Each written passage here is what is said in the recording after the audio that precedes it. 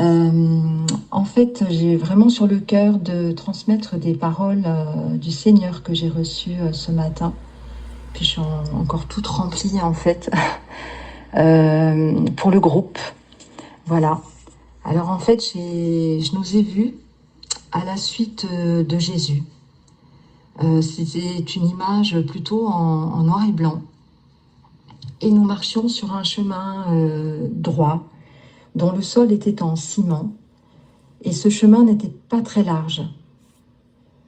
Et j'ai vu au fur et à mesure que nous marchions, de part et d'autre du chemin, des murailles qui étaient assez hautes. Quand je dis assez hautes, peut-être une quinzaine de mètres, quelque chose comme ça.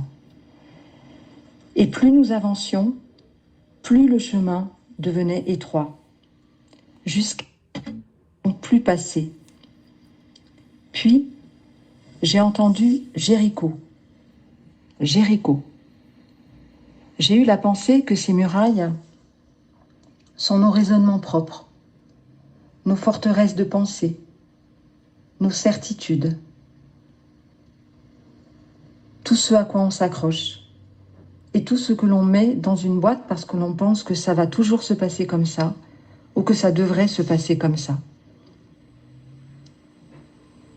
Je sens que Dieu nous invite à marcher encore plus dans les choses de l'esprit, à se laisser conduire par lui. Il me parle de la douceur de son esprit, mais aussi de sa force. Notre part à nous, c'est de continuer à lui déposer nos raisonnements, nos systèmes de pensée, et à y renoncer. Aussi, je crois que le Seigneur nous invite aussi à renoncer à la tentation du murmure sur certaines situations. Les murailles vont s'écrouler. C'est là qu'il veut nous amener. Puis, j'ai vu que le chemin se dégageait. Nous pouvions voir des pâturages bien verts. J'ai vu des oiseaux en vol et plein de couleurs. Dieu tient ses promesses. C'est sa promesse qui s'accomplit.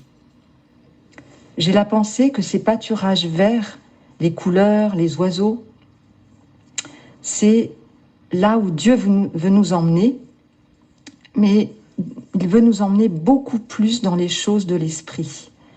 J'ai l'impression qu'il va nous équiper davantage, encore plus, et que les perceptions vont s'accentuer.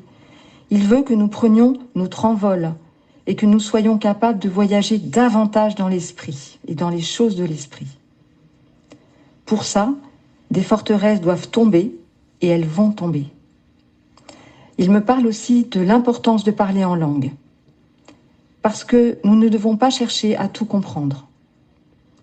Le parler en langue, c'est aussi le son des trompettes, comme à Jéricho. Voilà mes sœurs.